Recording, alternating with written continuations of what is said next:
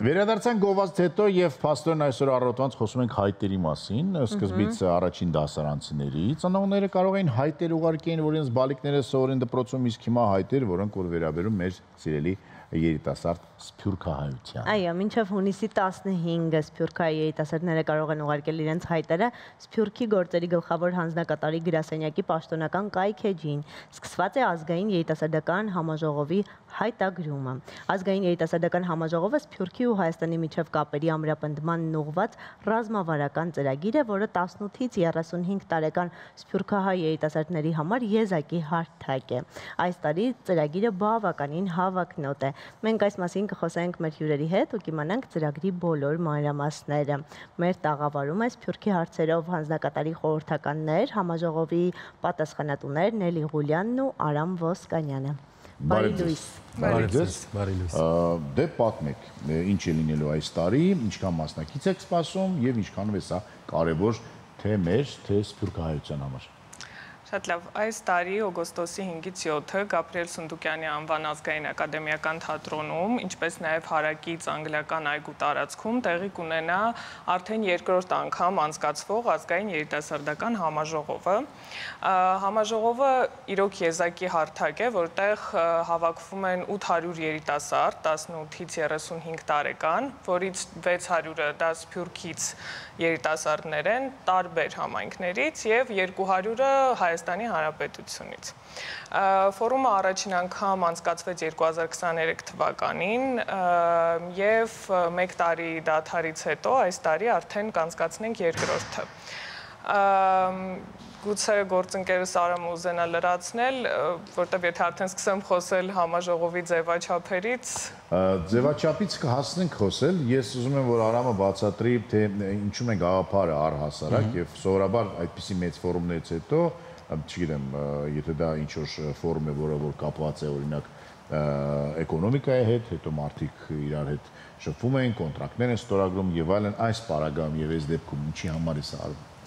Տեսեք, ցանկացած համաժողովից հետո մենք ունենում ենք բազմաթիվ երիտասարդական նոր նախաձեռնություններ, ընդ որում մենք խրախուսում ենք ինչպես Հայաստանում ներգրավվածության ընդլայնման հնարավորությունը Սփյուռքի երիտասարդների, այսինքն այդ նախագծերը կարող են վերաբերել Հայաստանին անմիջապես կամ կարող են լինել միջհամայնքային նախաձեռնություններ։ Օրինակ 2023 թվականին, այսպես նշեմ, համաժողովի կարևոր արդյունքներից մեկը 16 նոր երիտասարդական նախաձեռնություններն էին, որոնք ուղղված էին ամենատարբեր բնագավառների եւ համայնքներում աշխատանքների ճիշտ կազմակերպմանը, երիտասարդների ներգրավվածությանը, ավելի ընդգրկուն ներգրավվածությանը համայնքային կյանքում եւ Հայաստանում կամավորականից մինչեւ այսպես ասեմ, քաղաքացիական ամենատարբեր նախաձեռնություններ, որոնք իրականացվում էին ինչպես Հայաստանում, այնպես էլ հայկական Սփյուռքի ամենատարբեր համայնքներում։ Իսկ ինչով է տարբերվում երկրորդ համաժողովը առաջինից, թե բովանդակային, թե ձևաչափային առումով։ Ձևաչափային առումով այս տարի փորձել ենք ավելի շատ աշխատաժողովների ֆորմատը պահել, ավելի ազատ շփման ֆորմատը պահել, քանի որ առաջին համաժողովի ժամանակ այս համաժողովին էլ ունենք պանելային քննարկումներ էին, թոքեր էին եւ նաեւ աշխատաժողովերի հատկացված ունեինք հնարավորություն, այստեղ փորձել ենք ավելի շատ պահել բալանս երկուսի միջև։ Եթե խոսենք կուզենայի ճիշտ ասած հավելել ընդհանուր նպատակների եւ արդյունքների մասին, առաջինը երևի թե երիտասարդներին ներգրավելն է նախ Հայաստան-Սփյուռք հարաբերությունների զարգացման հարցում, որը շատ կարեւոր է, մենք անդադ դրա մասին խոսում ենք։ Երկրորդը դա հարթակ է, որտեղ Սփյուռքի տարբեր համայնքներից երիտասարդներ հնարավորություն են ստանում միմյանց հետ շփվելու, փորձի փոխանակման, նոր համագործակցություններ հաստատելու։ Եվ երրորդը, որ կարծում եմ շատ էլի կարևոր բաղադրիչ է, դա պետության հետ, Հայաստանի Հանրապետության հետ ուղիղ շփում ունենալու։ Մեր պանելային թե քննարկումների ֆորմատում, թե աշխատաժողովերի ձևաչափում ներգրավված են իրենց ոլորտում հաջողությունների հասած սփյուռքահայ երիտասարդներ եւ ոչ միայն երիտասարդներ, որտեղ պանելայինի ֆորմատում որպես խոսնակ մենք նաեւ ընդունում ենք մի փոքր 35-ից բարձր նաեւ տարիքային շեմն ունեցող հաջողություն գրանցած մեր հայրենակիցների, որ 50-ից հետո էլ կյանք կապացնեն։ Անկասկած։ Եվ երկրորդը ունենք նաև իհարկե մեր գործադիր եւ օրենսդիր իշխանության ներկայացուցիչների, որովհետեւ այստեղ եւս իհարկե փորձել ենք ընդգրկել նորից երիտասարդ ներկայացուցիչների։ Ինչի, որովհետև կարծում ենք շատ կարևոր է երկուստեք տեսնել, թե ինչպես են երիտասարդները արդեն իսկ ներգրավված մեր պետության տարբեր գործառույթներում եւ ինչպես նաեւ հակառակ տեսանկյունից պետությունն էլ ծանոթանա Սփյուռքում հաջողությունների հասած երիտասարդների եւ ինչու՞ չէ իրենց ներգրավի։ Իսկ մեր պետությունը, կառավարությունը դուք ունեք ինչ որ պլանավորած նախագծեր, ծրագրեր, որոնց ուզում եք ընդգրկեք այդ մարդկանց, օրինակ բերեմ, չգիտեմ, ես գիտեմ, որ ժամանակին ծրագիր կար, որ հեռավոր գյուղերում սփյուռքահայություն գալիս են երիտասարդներ եւ դասավանդում են այնտեղ, չգիտեմ, անգլերեն լեզու, կերպարվեստ եւ այլն։ Հիմա կա ինչ որ բաներ մենք առաջարկում ենք իրանց, թե սպասում ենք իրանք ինչ են գալու եւ այս ստարտափերի ձևով ներկայացնելը։ Միանշանակ մենք առաջարկում ենք առհասարակ Սփյուռքի գործերի գլխավոր հանձնակատարի գրասենյակը ունի մի շարք ծրագրեր, որոնք ուղղված են հենց Սփյուռքի երիտասարդների ներգրավմանը, դրանցից են Իգործ ծրագիրը, դրանցից են Սփյուռքի երիտասարդ դեսպան ծրագիրը, մենք ունենք ամառային ճամբարները, Քայլ դեպի տուն, ունենք բազմաթիվ այլ, այսպես ասած, post համաժողով ձևաչափերը, որոնցով աշխատում ենք, չէ, ծրագրերը կան, մենք ինքներս առաջարկում ենք եւ նաեւ կարեւոր հանգամանք է, որ այս համաժողովի մասնակիցների զգալի մի մասը այնուհետև դառնում են մեր ծրագրերի մասնակիցները եւ ամբողջ տարի են աշխատում եւ գրասենյակի եւ Հայաստանի հետ եւ ամենատարբեր բնակավարներում ու նաեւ առանցքային կարեւորություն ունի այն մեզ համար, որ մեր համաժողովի մասնակիցների գրեթե 70%-ը առաջին անգամ է գալիս Հայաստան։ Այսինքն սա իրենց առաջին ծանոթությունն է հայրենիքի հետ, ինչը շատ կարեւոր է։ Իսկ ընդհանուր համաժողովը ունի ուղղվածություն կամ խորագիր, որը նախկինից տարբերվում է, թե նույնն է։ Այո, ունի, այս տարի մենք 3 հիմնական ուղղություններ ունենք, առաջին ուղղությունը դա համընդհանուր, այսպես ասած, ջանքերի համադրումն է, փորձելու ենք հասկանալ ամենատարբեր հարցերն ու քննարկել դրանք վերաբերում են ազգային ինքնությանը, դրանք վերաբերում են մեր ընդհանուր, այսպես ասեմ, գաղափարներին, շահերին, նարատիվներին, Հայաստանի եւ Սփյուռքի մասին, որոնք փորձելու ենք նաեւ միասին մշակենք, երիտասարդների հետ միասին։ Մեր հաջորդ ուղղությունը դա ներգրավումն է, այսինքն մենք ասում ենք Սփյուռքի երիտասարդների ներուժի ներգրավումը Հայաստանում, թե ինչպես դա կարող ենք անել, որ ոլորտներում, որոնք են այն առանցքային ռազմավարական ուղղությունները, որոնցում նրանք կարող են ներգրավել, իսկ այդ ոլորտները իրականում շատ են եւ թե պետական, թե հասարակական ոլորտներում բազմաթիվ կառույցներ, կազմակերպություններ կան, որոնք այդպիսի հնարավորություններ են ընձեռում եւ երրորդ օրը մենք այսպես անվանում ենք կապերի ընդլայնման, networking-ի զարգացման հնարավորություն, երբ որ մեզ համար շատ կարևոր է, որպեսզի նաեւ համայնքը համայնքի հետ աշխատի Սփյուռքում, ոչ միայն Հայաստանի, այլ նաեւ համայնքը միջհամայնքային կապերի զարգացումը, ինչը միշտ տալիս է բավականին լավ արդյունքներ։ Օրինակ ունենք լավ հաջող փորձեր Ավստրալիայի եւ օրինակ Ֆրանսիայի համայնքների միջեւ, որոնք համագործակցում եւ հետաքրքիր նախագծեր են անում, որոնք միևնույն է ուղղված են Հայաստանին։ Այսինքն բայց դա ջանքերի համադրման այսպիսի մի յուրահատուկ սինթեզ է իրենից ներկայացնում։ Ինչ է նշանակում, որ մինչև ամսի 15-ը կարող են մարդիկ հայտեր ուղարկել, ուր ուղարկել, ինչ ակնկալությամբ պետք է ուղարկեն եւ ովքեր են այն 200 հոգին, որոնք որ Հայաստանից են, ով է ընտրել այդ մարդկանց։ Հայտերը պետք է ուղարկեն մեր կայքում, մեր պաշտոնական բոլոր էջերում, սոցկայքերում, Facebook-ում եւ բոլոր այլ հարթակներում diaspora.gov.am կամ մեր կայքում կա հղումը համաժողովի հայտերի ընդունման, հայտերը ընդունվում են, ինչպես նշեցինք, աշխարհի բոլոր ծայրերից մեր հայրենակիցները կարող են դիմել 18-ից 35 տարեկան եւ Հայաստանից այդ 200 հոգին ընտրվում են, քանի որ էլի այստեղ հիմնական նպատակը Սփյուռքի ներուժին բերել եւ ծանոթացնելն է իրենց նման Հայաստանի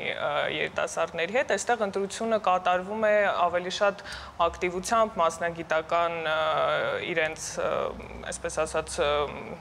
հաջողություններով։ Ոչ, ով է ընտրում, որտեղից։ Ներքին բազմաբերդում մի հատ ակտիվ աղջկանը գային է։ Ոնց դիմանակ իր մասին։ Ընտրում է Սփյուռքի գործերի գլխավոր հանձնակատարի գրասենյակը, իսկ համայնքներին վերաբերող հարցերում ընտրում է մեր նաև ընտրությունը կատարվում է նաև մեր փորձագիտական խմբերի միջոցով, որը կազմվում է ամեն համայնքում ակտիվ գործունեություն ծավալող երիտասարդներից եւ իրենք պարբերաբար աշխատում են մեր գրասենյակի հետ, որպեսզի ընտրությունը կատարվի ճիշտ, քանի որ ամեն դեպքում քվոտաները քիչ են։ Այսինքն Հայաստանում ապրող երիտասարդները պետք չէ որ հայտեր ուղարկեն։ Ընդհակառակը պետք է։ Այդ 200 հոգին, այո, այդ 200 հոգին 600 լինեն կյանքով ակտիվ եւ հայտեր ուղարկեն։ Այո։ Եվ հաջողություններ ունենան։ Կյանքով, հասարակական կյանքով ինչի՞ չէ նաեւ։ Հասարակական գործունեության ոլորտում ունենան որոշակի փորձ կամ որոշակի նախաձեռնություններ ունենան, որոնք իրականացում են Հայաստանի արդեն ամենատարբեր համայնքներում եւ ուզում եի պարզապես նշել, որ այս պայդրությամբ մենք ունենք արդեն 1000-ից ավելի հայտ եւ այս պայդրությամբ կատարվում է մասնակիցների ընտրությունը, այսինքն այդ ընտրությունը անդադար է կատարվում եւ ուղարկվում են արդեն մասնակցության հրավերները։ Այսինքն հայտ ուղարկելը դա դեռ քիչ է։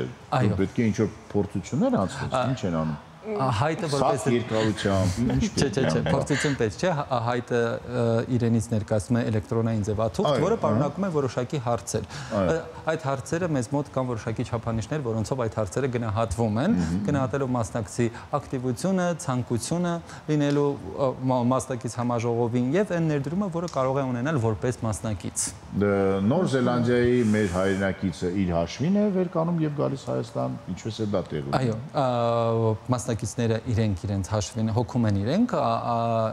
ճանապարհածախս է, իսկ Հայաստանում համաժողովի բոլոր օրերին կառավարությունը հոգում է մասնակիցների սրնդի եւ բոլոր կազմակերպատեխնիկական հարցերը։ Այսինքն հյուրանոց եւ ճանապարհածախսը վերաբերում է բանախոսներին։ Հասկացա։ Ովքեր ընտրվում են որպես բանախոս։ Այսինքն միայն սնունդը եւ այդ 3 օրվա այո, ամենատարբեր ժամանցային ժամանցը եւ իհարկե ոչ միայն ժամանցը եւ նկարակ մեր տունը գա կապրեք։ Okay։ Կամ բազմաթիվ չէ, մենք աջակցում ենք նաեւ որոշակի հարցերում, օրինակ ուսանողներին ունենք համագործակցություն տարբեր բուհերի հետ եւ տրամադրում ենք ուսանողական կացարաններ կոնկրետ ժամանակահատվածի համար ըստ անհրաժեշտության։ Իսկ նախորդ համաժողովից հետո, եթե պրակտիկորեն խոսենք մի փոքր ինչ նոր գաղափարներ, նախաձեռնություններ ծնվեցին, որոնք այս պահին արդեն գործում են։ Ապրում են, այո, կան։ Եղել են ինչպես գործընկերս նշեց, բազմաթիվ համագործակցություններ միջհամայնքային, որոնց արդյունքում ես անկեղծ չգիտեմ ինչ են արել, որտեղ ես մի քանի ամիս առաջ եմ միացել Սփյուռքի գործերի գլխավոր հանձնակատարի գրասենյակին, կարծում եմ Արամը դա կարող է լրացնել, բայց որպես ինձ համար շատ ցայտուն այսպես արդյունքներ, դա եղել են օրինակ սփյուռքահայ երիտասարդներ, որոնք համաժողովից հետո միասին հիմնել են բիզնեսներ։ Դա ինքս ես տեսել եմ, ինչպես օրինակ Ռուսաստանի համայնքից երիտասարդներ միավորվել էին Գերմանիայից համայնքի երիտասարդների հետ եւ միասին IT ոլորտին առնչվող ինչ որ բիզնես էին հիմնել Հայաստանում։ Ընդ որում դրանից հետո երկու կողմն էլ, այսինքն Հայաստանում գործունեություն է ծավալում եւ կարող եմ ենթադրել նաեւ որ տեղափոխվել են։ Մյուս օրինակներից գիտեմ, որ շատերը անցել են աշխատանքի մեր պետական համակարգում, որտեղ ուղղակի այդ համաժողովի ընթացքում ծանոթություններ են ձեռք բերել, այսինքն իրար նկատել են մեկը խոսնակ է եղել, չգիտեմ, մեկը մասնակից եւ այդ նետվորքինգի արդյունքում հասկացել են, որ այս կադրը կարող է օրինակ աշխատել այս ոլորտում։ Սա այն է, ինչ որ հստակ մենք տեսել ենք բազում օրինակներ, բայց գուցե եթե կա ավելացնելու բան, Արամը կարող է բազմաթիվ են կամավորական ծրագրերը, որոնք վերաբերում են էլի ամենատարբեր ոլորտներին, սկսած բժշկականից, այսինքն առաջին օգնության ցուցաբերման եւ այլն կամ կոնսուլտացիոն ձևաչափերից, որոնք անում են, կա հրաշալի նախագիծ կներեք, որը իրականացնում են մի քանի երկրներից սփյուռքահայ երիտասարդները, որը ծնվել է մեր համաժողովի շրջանակներում 2000-ականին եւ բժշկական եւ իրավաբանական ուղղվածությամբ խորհրդատվություններ են տրամադրում, այսինքն ամենատարբեր ոլորտներում, լինի հասարակ քաղաքացի, թե լինի, այսպես ասած, որևէ գերատեսչություն կամ մարմին։ Հետաքրքիր կոլաբորացիաներ են ու հետաքրքիր է, որ այդ համագործակցության ձևաչափերը հիմնականում նաեւ ուղղված են Հայաստանի Հանրապետության տարբեր մարզերին, համայնքներին։ Այսինքն իրենք կենտրոնացած չեն միայն Երևանում, ինչը բավականին դա դրական արձագանք է ստանում։ Համաժողովի լեզուն հայերենն է, Եռալեզու է համաժողովը։ անգլերեն, հայերեն Եվ ռուսերեն։ Որոշ առումով նաև ֆրանսերենն են կիրառում յուրաքանչյուր տարի ելնելով մասնակիցների, այսպես ասած, ներգրավվածության աստիճանից։ Արամ, խոսեցիք նարատիվների մասին։ Ինչ ասել է արդի նարատիվներ հիմա Հայաստանի ու Սփյուռքի վերաբերյալ։ Տեսեք, մենք կարծում ենք, որ ժամանակն է, որպեսզի մենք ոչ միայն խոսենք, այլ փորձենք միասին մշակենք այդ նարատիվները։ Մենք չենք ասում, որ սա նարատիվ է, սա նարատիվ չէ, մենք փորձում ենք այդ նարատիվները միասին ձևավորել ամենատարբեր քննարկումների, կլոր սեղանների միջոցով, այսպես ասած, ունենալով որոշակի բախում տարբեր հայացքների տեսանկյունից, հանդիսանալով բաց հարթակ այդ նարատիվների մշակման համար 2024 թվականի համաշխարհային հայկական գագաթնաժողովի շրջանակներում մենք փորձարկեցինք այդ ձևաչափը տարիքային ավելի մեծ խմբի ներկայացուցիչների հետ, որը բավականին մեծ արձագանք ստացավ, ու մենք փորձում էինք այդ ժամանակահատվածում մշակել ավելի լայն նարատիվներ, որոնք վերաբերում են Հայաստանի տնտեսական կայունությանը, նարատիվներ, որոնք վերաբերում են Հայաստանի անվտանգային ոլորտին։ Այսինքն դրանք նաև այն կարևոր մեսիջներն են, որոնցով մենք կարող ենք ոչ միայն հաղորդակցություն ապահովել աշխարհում, այլ նաև ճիշտ որոշակի առումով ընկալումներ ունենալ մեր երկխոսությունը ավելի ամրապնդելու համար, որտեղ գաղտնիք չէ, որ երբեմն ունենում ենք հաղորդակցային խնդիրներ, անգամ Հայաստանում, Հայաստանի դուրս եւ Սփյուռքում բնականաբար։ Անգամ տաղավարում։ Անգամ տաղավարում։ Այսինքն սա հաղորդակցությունը ավելի դյուրացնելու հնարավորություն է մեզ համար։ Ինչ կարող եք ասել երիտասարդների, չգիտեմ, տարբեր հայացքների մասին, քաղաքական հայացքները, կապ չունի, էական չի, դաշնակ ես, գնչակ ես, հին ես, նոր ես, չգիտեմ, այդ ամեն ինչը էական չի, կարևորը հայ Եվ բախումներ լինում են, թե ոչ համաժողովի ընթացքում։ Առողջ բախումների մասին է խոսքը։ Անառողջ բախումներ շատ ունենք մեր ներսում երկրի, այո, եկեք առողջի մասին խոսենք։ Առողջ բախումների համար հենց խոսում էինք այդ բանավեճի, առողջ բանավեճի ֆորմատի մասին, որը օրինակ արդեն կիրառել ենք համաշխարհային գագաթնաժողովի շրջանակում եւ երիտասարդականի ժամանակ էլ նախատեսում ենք նաեւ նման ֆորմատի քննարկումներ։ Ինչ վերաբերում է քաղաքական հայացքներին, կուսակցական պատկանելիությանը միանշանակ մենք դրան չենք նայում, մենք շատ բաց ենք եւ հակառակը ողջունում ենք բոլոր տարբեր ճամբարներից լինեն։ Այո, տարբեր ճամբարներից ներգրավված լինեն, բայց Սփյուռքին առնչվող մի հետաքրքիր փաստ էլ նշեմ, որ օրինակ երբ մենք նաեւ այցեր ենք կատարում մեր տարբեր համայնքներ, հասկանում ենք մի պարզ բան, որ թվում է թե որ մենք անդադ ամեն ինչի մասին խոսում ենք, հաղորդակցում ենք, օրինակ ինչ ծրագրեր ունի պետության այս կամ այն գերատեսչությունը ինչ է առաջարկում, ինչպես տեղափոխվել Հայաստան եւ այլն, բայց հասնելով Սփյուռքի տարբեր անկյուններ հասկանում ենք, որ այնտեղ դա շատերը չգիտեն եւ անգամ այդ թվացial բախում առաջացնող թեմաները իրականում առաջանում են ինֆորմացիայի պակասից կամ սխալ իմացությունից։ Դրա համար եւս մենք շատ կուզենք եւ հրավիրում ենք բոլորին անկախ կուսակցական պատկանելությունից, քաղաքական հայացքից գալ Հայաստան եւ խոսել եւ զրուցել այստեղ։ Դե ինչ, շատ շնորհակալություն, հուսանք որ ում ականջներին պետք է դա հասավ, երրորդ գագաթնաժողովն էլ համաժողով դառնա գագաթնաժողով եւ չորրորդ օրը ունենանք System of a Down-ի համերգ։ Հուսանք։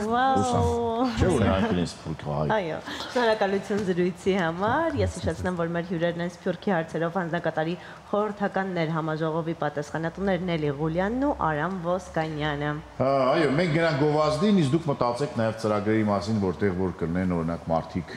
50-ից սկսած, 50-ից մինչև 100 տարեկան։ Մենք էլ ենք ուզում մասնակցել ինչ որ բաների։ Գովազդ չընթի եթերում։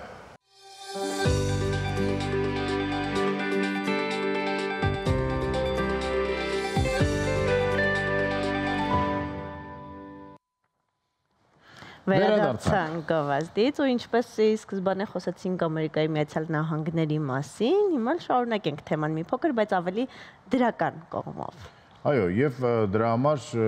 վիզա պետք չի, չնայած լավ կլինի, որ վիզա ստանաք եւ օրինական գնաք այնտեղ, ինչի մասին հիմա կիմանաք եւ միգուցե դա ձեզ կհետաքրքրի։ Առաջարկում են գնալ Ամերիկայի Միացյալ Նահանգներ, բացահայտել այնտեղի հետաքրքիր քաղաքները եւ հասկանալ, թե որ քաղաքներն Ամերիկայի Միացյալ Նահանգների ամենա զբոսաշրջանային։ Այո, որտեղ կարելի է հրաշալի հանգիստ ունենալ։ Տեսնել ինչ-որ բան, վայելել ինչ-որ բան։ Գնացինք Ամերիկայի Միացյալ Նահանգներ։